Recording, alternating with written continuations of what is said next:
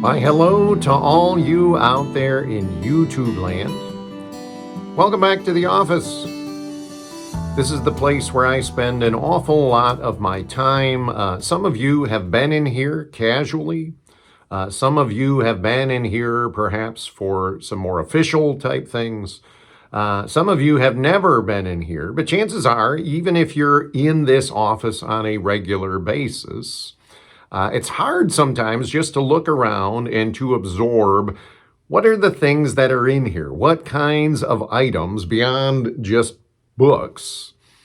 What are these little trinkets? What sort of stories do they tell? Why are they there? And what kind of personal meaning and perhaps even ministerial meaning do they have in this kind of setting?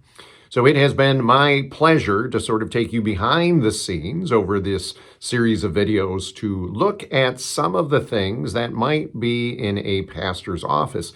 Each pastor's office is completely different, and obviously they have their own things for personal reasons and sometimes sentimental reasons and sometimes theological reasons. So I've just enjoyed being able to share some of these things with you on a more personal level.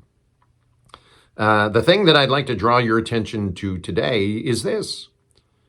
And this is just a picture, obviously. It's an odd picture. I feel like this is the second picture that we've shown in this series. The first one had a little bit more sentimental value. That was the pathway through the wilderness. This one is a little more humorous. So for those of you in the know, we used to have a church van. And there was a period of time in the latter half of that van's lifespan where it was just rather cantankerous. It did not like to cooperate starting.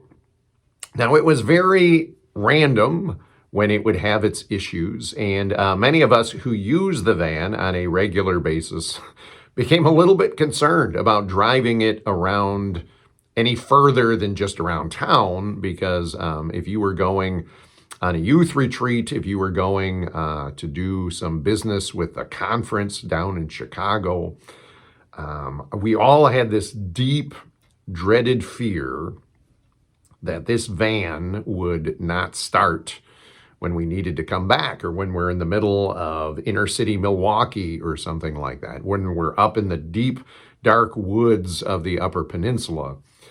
So this just seemed like it was a rather intermittent but consistent enough kind of thing that it produced this dread and this fear in people. So one of the things that kind of got taken on by the office administrator was you had to go out a couple of times a week, and you had to pop the hood on the van, and you had to hook up these charging cables to make sure that when somebody wanted to use the van, if it was in a week from now or 2 weeks from now or a month from now, it was operable. It could start, and chances are it would hold up for the duration of your journey. Now, this kind of just became second nature to people in the office and to anybody who drove the van. But I've always had people in the office who have this spirit of humor, and we like to kind of rib each other a little bit, especially when we're away. If you take a vacation in this office, we used to have a group of people, and it wasn't just one, who would consistently do something to decorate your office while you were gone and just kind of remind you of things. And sometimes it was humorous things. Sometimes it was just reenactments. We would sometimes, put little figures up to reenact maybe what you were doing on your vacation. Somebody, as part of the decoration of my office while I was gone on vacation one day, took a picture of the church van with the charger on, framed it, and hung it on my wall. Now, there were so many other things when I came back that were just the glaring, obvious things that you noticed, but this one was just subtly tucked in a corner. And it took me a while, but I did spot it. And whereas I cleaned everything else up, took things down, put things away, back to the way that they were, I have decided to keep this picture. Now, our van, whatever its affectionate nickname was, I'm pretty sure people in the office had different nicknames for the different vehicles that we've had over the years. Bessie, I don't know, whatever we called this thing. She has long been gone out of our family. She has been cleaned up and sold off to another home somewhere, and we hope that she is living her best life now. But I've decided to keep this picture both as a memory of all of the little adventures that we had in this vehicle over the years, but also just that cantankerous spirit of, man, was this thing kind of a pain to just keep jumping through all of these hoops to make sure it started when people needed it.